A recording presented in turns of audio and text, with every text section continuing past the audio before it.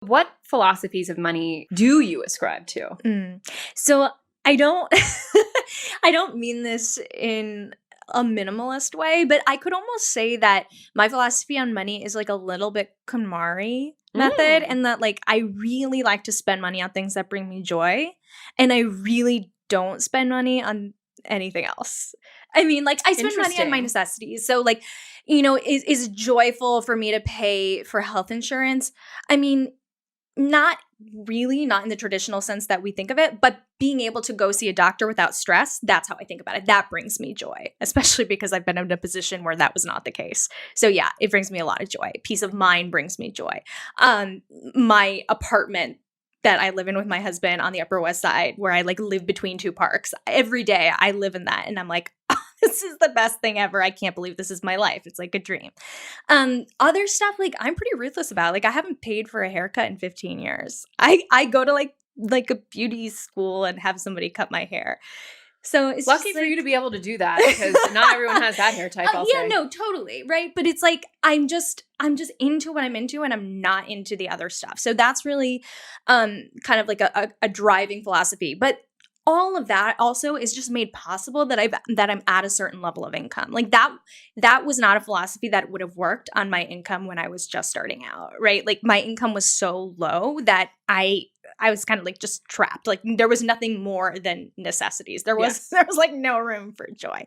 So I think the other big thing for me is like income really matters. And we can talk about managing our money all day long. And I think that's really important. Obviously, I write about it for a living, but like you can't out-frugal your way to rich. I think I said this at a talk we were at. Yes, true. Because I always come back to that. It's like, unless you're earning a threshold amount of money, there really isn't like the flexibility to move past that just constant level of stress to really start aligning your spending with your values. That requires a certain threshold of income. So I'm very, very bullish on earning. Yes. I mean, I agree. Absolutely. I think it's always easier to add a revenue stream than it is to, further and further reduce down your expenses. Obviously, on some level, you should do both. Right.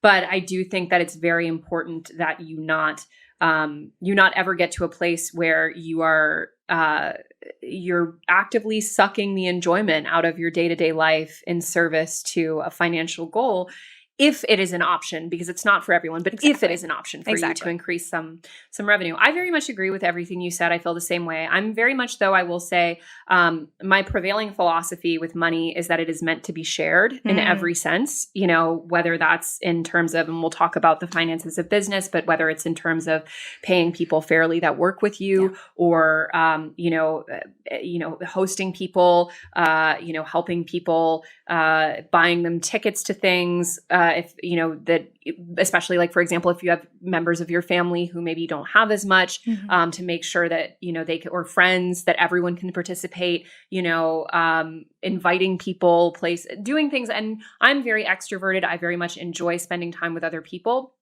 But however that manifests, I think keeping a situation in which your money is as much going around you as it is to you, keeps you grateful, a little bit staves off that lifestyle inflation, which is very important to me personally because I'm easily sucked in by it.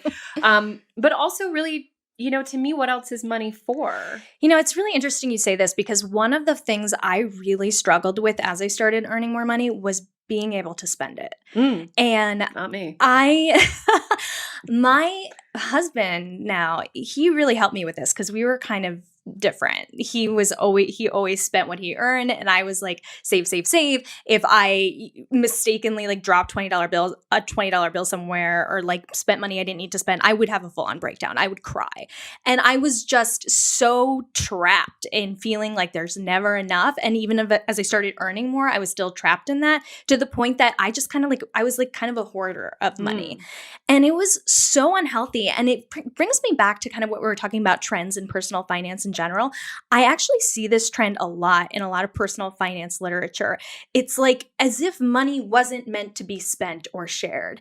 And that's another narrative that I think is really destructive. And I've done a lot of work to like really work on myself and be like okay with spending money. It's good. I don't like file my taxes in another state. Like I file my taxes in New York City, and I know that that comes with a lot of added expense. But at the end of the day, like I believe that it's worth supporting my city resources. I run in Central Park every day. That's not free, right? Like, Yeah, no, absolutely. So like I have really, that's really changed my mindset, like personally, about everything from like tax rates to like how I'm personally spending. Like I don't pay people overseas $2 an hour. Like everybody on my team makes at least $20 an hour. I have people who make a lot more. And there are ways to do things cheaper, but to your point, money is meant to be spent and shared. And especially when you're in a position when you can afford it, you should. Yeah. And I mean, obviously, another common example of that is donating money. Yeah. And I also, by the way, I think in many cases, donating time or physical resources is more valuable. So if that's not something that's accessible to you, giving your time is also a great way. But it doesn't have to be, that literal. And I think even if it's something as simple as like a friend of yours had a really terrible day at work and you take them out to a nice dinner and you say, don't worry about it. This is, moments like that to me are what people remember. It's what makes people feel like they're not as alone. And money should not be a love language in the sense that it should not be the currency by which you communicate your love.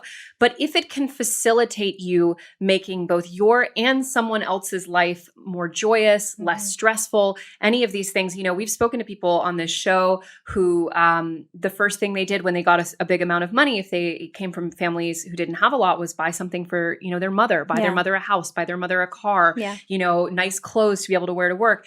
And I guarantee you that every penny spent on that felt infinitely better than anything they've ever bought for themselves. Yeah. And I agree with you that a lot of the framing of money and how we handle it and how we manage it is so atomized. Yeah. It's so about you, your net worth, your personal. And I don't want to die with $10 million and no friends, or no one who could ever say that I was, a positive influencer that, because I remember what it felt like to have no money and to feel deeply ashamed and isolated. And I remember what it felt like when I made my first friend who was wildly outside of my income bracket. I started working for her. That's how I got to know her.